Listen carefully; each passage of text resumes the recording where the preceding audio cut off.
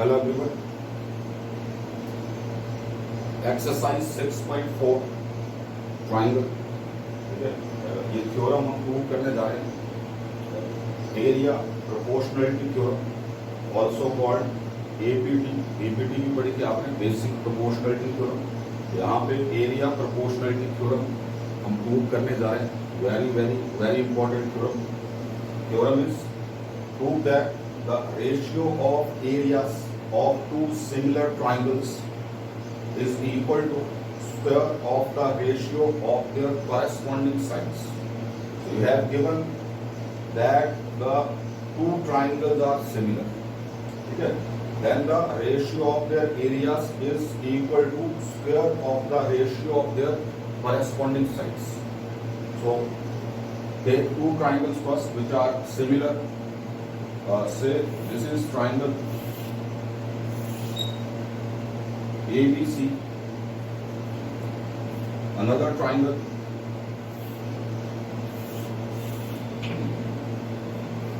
DEF.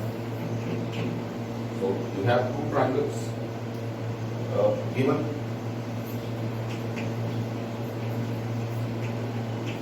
Triangle ABC is similar triangle DEF. ठीक है, और अगर सिमिलर है तो आपको पता है क्या होता है, angle A equals angle D, angle B equals angle E and angle C equals angle F. Similarly, corresponding sides are proportional, so we can say AB by DE equals AC by DF equals BC by EF. ठीक है, order में vertices ले लिया आपने, उसी order में, same order में. अब प्रूव क्या करना हमें, to prove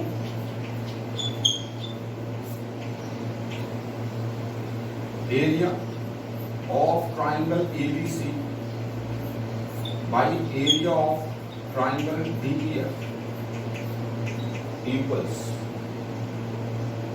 ratio of the areas is equal to square of the ratio of their corresponding sides. Corresponding sides AB, DE, AB by DE and its square.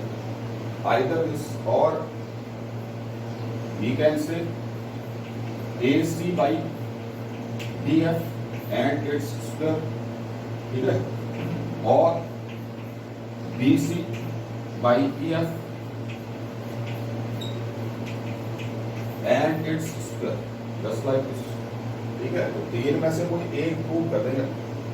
ठीक है, कोई एक, बाकी अपने आप इक्वल हो जाएंगे. Now construction.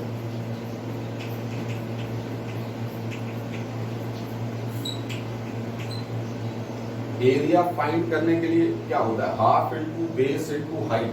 तो हाइट कंसिडर कर लेते हैं पहले. तो क्या किया, यहां से परपेंडिकुलर ड्रॉ कर दिया. ठीक है, इसको x बोल देते हैं, और यहां से एक और परपेंडिकुलर ड्रॉ किया, बाई क्यों ड्रॉ किया, ताकि हम एरिया कंसिडर कर सकें. Now draw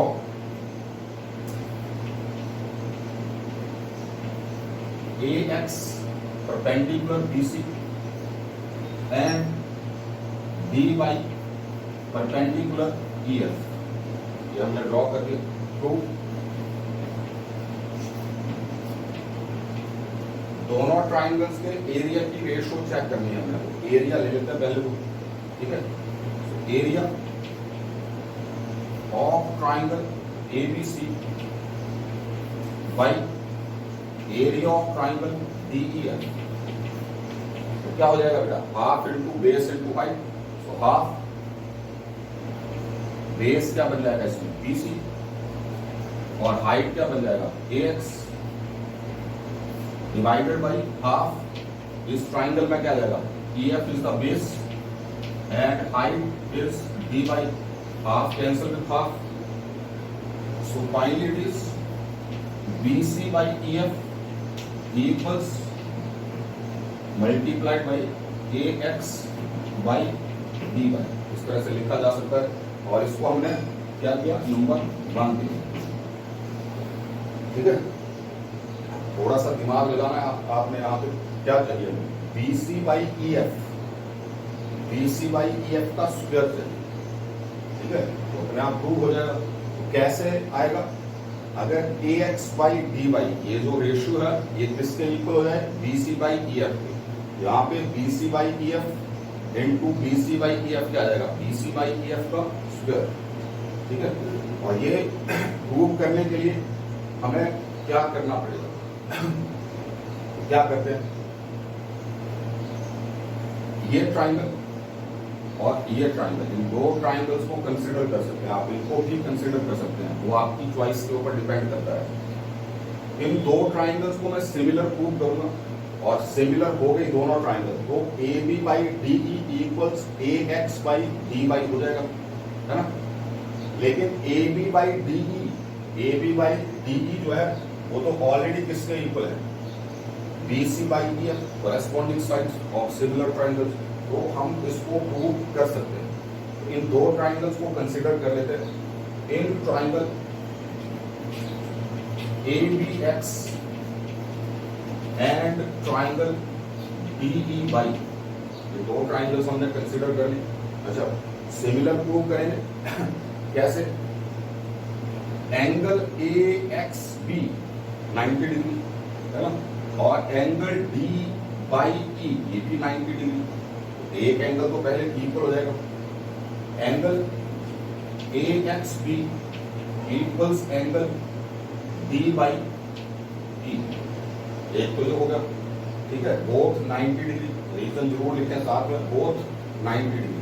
and second one is angle B equals angle E, ये भी इक्वल है। Angle B equals angle E, क्यों? ट्राइंगल सिमिलर है और सिमिलर ट्राइंगल्स में कॉरेस्पॉन्डिंग एंगल्स इक्वल होते हैं।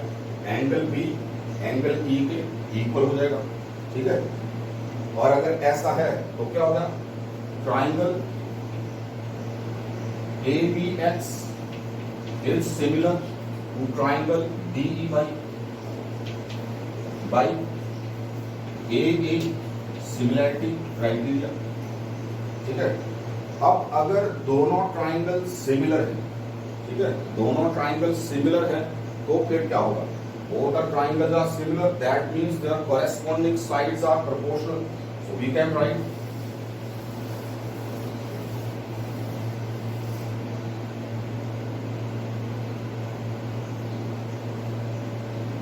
AB by DE equals AB by DE equals क्या लिख सकते हैं आप? BX by EY, लेकिन इस साइड की मेरे को जरूरत नहीं है, ठीक है, लिखने की जरूरत नहीं है।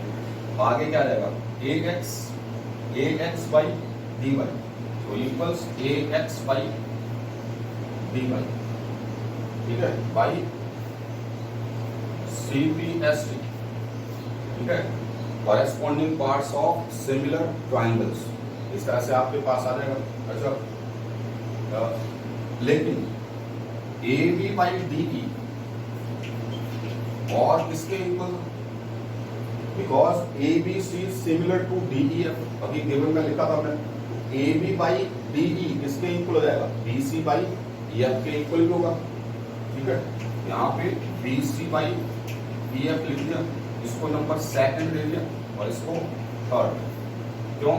Because triangle ABC is similar to triangle DEF, ठीक है। तो दोनों ट्राइंगल सिमिलर है हमारे पास। Then second and third implies AB by DE AX by DY के equal, AB by DE BC by EF के भी इक्वल, दोनों इक्वल हो जाएंगे। दोनों के रिजल्ट से क्या आ जाएगा?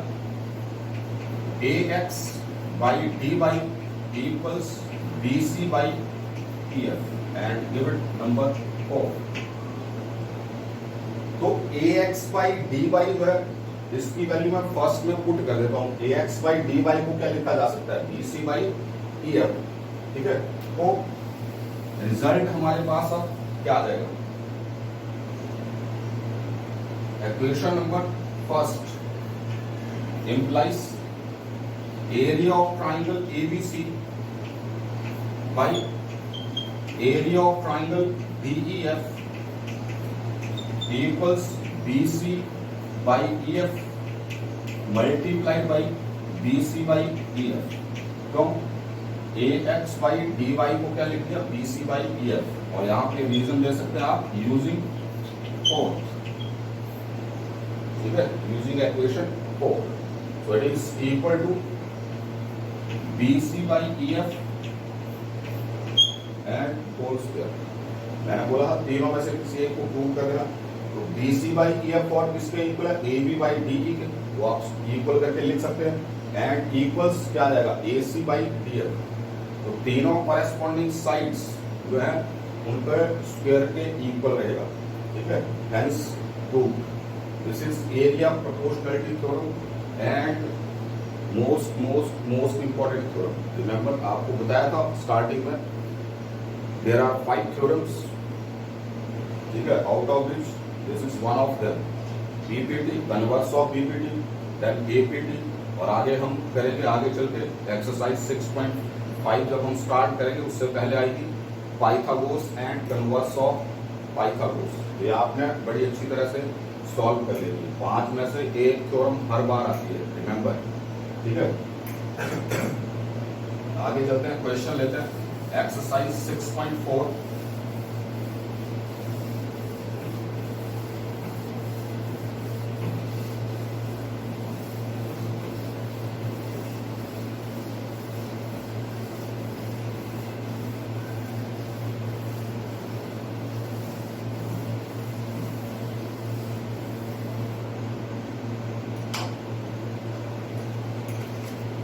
Exercise 6.4. The question is triangle ABC is similar to triangle DEF.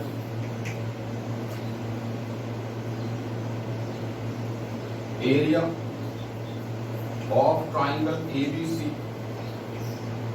equals 64 centimeter square. Area of triangle DEF equals 121 centimeter square. EF equals 15.4 centimeter. Then we have to find BC. ठीक है, तो question में EF दिया है आपके पास, BC check करना है। Areas already given है, APT आप यूज कर सकते हैं, लेकिन EF और BC क्या कॉरेस्पॉन्डिंग साइड्स हैं? EF BC second third vertex, second third बिल्कुल कॉरेस्पॉन्डिंग है, ठीक है। तो हम APT यूज कर सकते हैं। तो सॉल्यूशन यहीं से सॉल्यूशन कर दीजिए आप ऊपर। Now area of triangle ABC by area of triangle DEF is equal to, क्या लिखेंगे यहाँ पे, BC by EF and it's square, ठीक है, बाई APT यूज करें, एरिया प्रोपोर्शनलिटी थ्योरम आप यूज कर रहे हैं। वैल्यूज पुट कर देते हैं, जो वैल्यू है हमारे पास, ठीक है। Area of triangle ABC 64 centimetre square, area of triangle DEF is 121 centimeter square. Length of BC we have to find out, and EF is 15.4 and its square. तो स्क्वायर को तो दूसरी तरफ दे देते हैं, स्क्वायर रूट बन जाएगा। 64 का स्क्वायर रूट 8, 121 का स्क्वायर रूट 11, ठीक है। so we can say BC by 15.4 is equal to root of 64 by 121. So BC by 15.4 equals 8 by 11. Square root of 64 is 8 and square root of 121 is 11. So it implies BC equals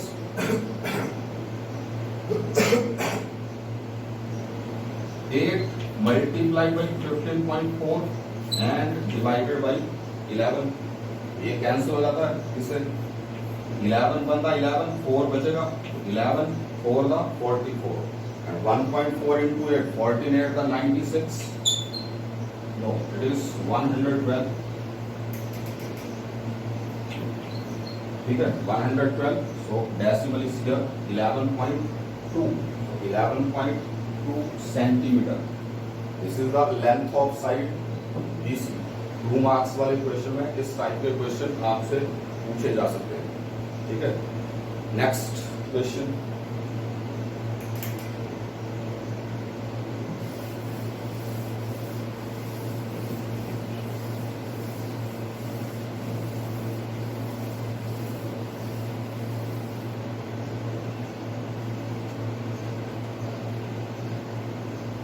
question number 2. Question is diagonals of trapezium ABCD with AB parallel DC intersect each other at point O. If AB equals twice of CD, find the ratio of the areas of triangle AOB and COD. Okay, so you have given a trapezium AB is twice of CD. ठीक है, this is CD. इस direction में लिखते हैं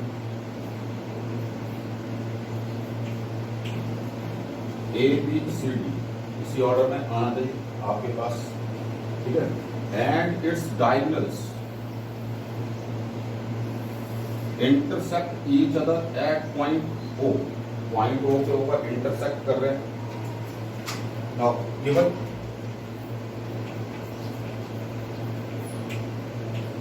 trapezium ABCD in which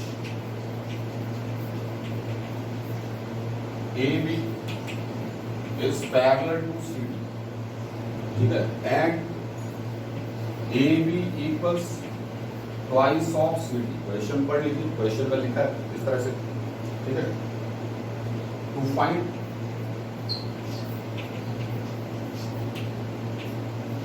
area of triangle AOB ratio area of triangle COD, ठीक है। दोनों triangle की रेशियो हमने फाइंड करनी है, this one and this one, ठीक है। प्रूफ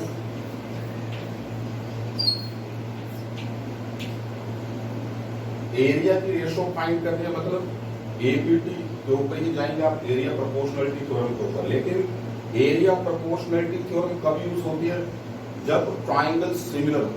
लेकिन फिलहाल इसमें सिमिलर नहीं है, तो हम क्या करेंगे? सिमिलर प्रूव करेंगे पहले दोनों ट्राइंगल को, उसके बाद हम APT यूज कर सकते हैं। तो प्रूफ में ये दोनों ट्राइंगल लेते हैं पहले। इन ट्राइंगल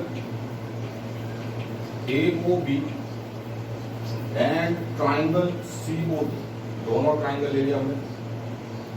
देखो ये एंगल और ये एंगल इक्वल होगा कि नहीं? 1 बोल देते हैं, इस एंगल को 2, this is 3 and this is 4। Angle 1 equals angle 3, alternate interior angles क्यों? AB पैरेलल CD, ठीक है। तो हम यहाँ पे ऐसा बोल सकते हैं, angle 1 equals angle 3, reason alternate interior angles. Similarly angle 2 equals angle 4, और यहाँ पे भी क्या रहेगा? Alternate interior angles. और ये तो ऑलरेडी इक्वल है, वर्टिकली अपोजिट, लिखने की जरूरत नहीं है। दो एंगल्स अगर इक्वल हो गए तो ट्राइंगल्स सिमिलर हो जाती हैं, ठीक है। So it implies triangle AOB is similar to triangle COD, ठीक है। क्यों? एंगल 1 कौन सी वर्टेक्स के ऊपर? A के ऊपर, एंगल 3 C के ऊपर, यहाँ पे A पहले आएगा तो यहाँ पे C। वैसे ही एंगल 2 B के ऊपर और एंगल 4 D के ऊपर, तो B और D, और O वाला एंगल O वाले एंगल के इक्वल ही था, ठीक है। ये ऑर्डर आएगा by double A similarity criteria, ठीक है। तो अगर ये दोनों ट्राइंगल सिमिलर है, ठीक है, तो हम क्या बोल सकते हैं? इनके एरियाज की रेशो किसके इक्वल हो जाएगी? By APT, area of triangle AOB by area of triangle COD, ठीक है, इनके एरियाज की रेशियो क्या हो जाएगी, कॉरेस्पॉन्डिंग साइड्स। तो कॉरेस्पॉन्डिंग साइड्स में ए बी और सी डी का लिंक दिया है, ठीक है, ओ के अपोजिट ये साइड इसके प्रोपोर्शन में होगी, ठीक है। तो ये दोनों साइड कॉरेस्पॉन्डिंग साइड है, डायगोनल का कोई लिंक नहीं दिया हमारे पास, तो डायगोनल हम यूज नहीं करेंगे, सिर्फ ये दो साइड यूज कर लेंगे। तो यहाँ पे क्या आ जाएगा, A B by C D and it's square, ठीक है, but A B is equal to twice of C D, so we can say twice of C D by C D square, C D cancel C D, ठीक है। अब क्या आया आपके पास, 4/1, 2 का square 4 और नीचे क्या बचा 1, 4/1, so we can say area of triangle AOB ratio area of triangle COD, और ये किसके इक्वल होगा, 4:1, 4:1, ये आपका आंसर है, ठीक है। तो बाकी क्वेश्चन आप देखेंगे, थोड़ा सॉल्व करने की कोशिश करेंगे, ठीक है।